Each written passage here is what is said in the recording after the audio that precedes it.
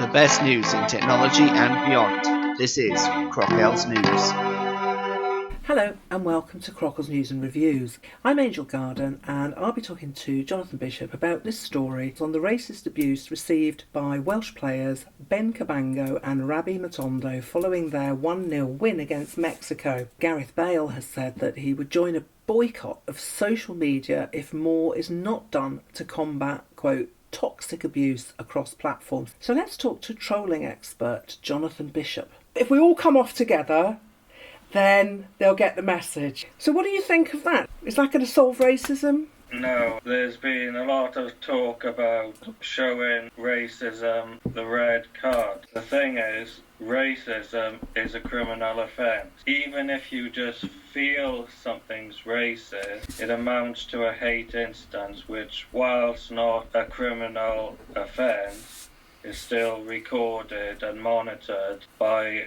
local police forces. A lot more needs to be done to get the social media platforms to work with the authorities according to the law rather than their own policies. What do you think of them having a high-handed attitude and just taking off material? I'm very concerned. I did write a paper many years ago and I came up with this concept of size-up prerogative, and that basically means that a webmaster or a platform like Facebook can do anything it wants that it hasn't given away by contract and hasn't been taken away from it by statute. So whilst I'm concerned with the cancel culture that's starting to develop, it is size-up prerogative what you have or don't have on your platform. But I would say, if what people have posted on your platform edges into hate, do you not have an obligation to make the authorities aware?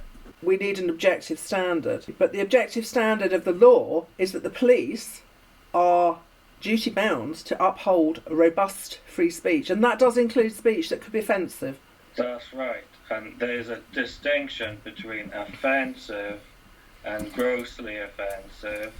So for instance, Veronica Connolly sent images of aborted fetuses to pharmacists with a political message against abortion, and the court found that was grossly offensive because even though pharmacists administer the pill, they wouldn't be expected to see images that are that graphic. Whereas if she had sent it to an abortion surgeon, it would have just been a political message because they're used to seeing those images.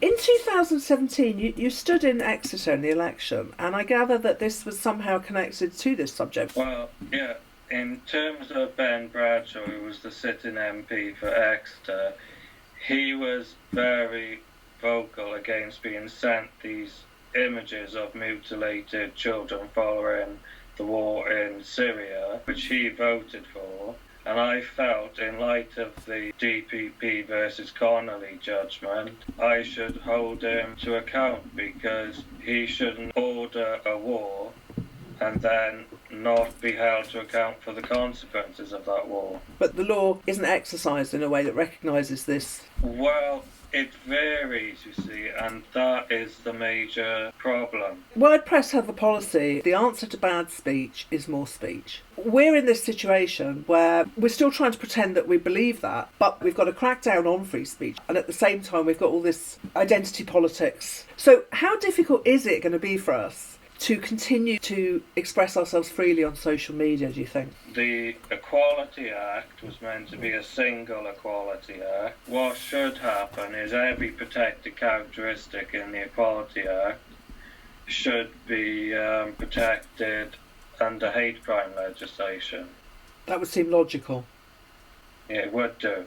But obviously the Equality Act is civil law and hate crime is criminal law. They've now created misogyny as a hate crime and hate incident, whereas I think it should be sexism. men and boys should be protected equally to women and girls. Someone once said about me that I was white trash, so I reported them to the police for racism.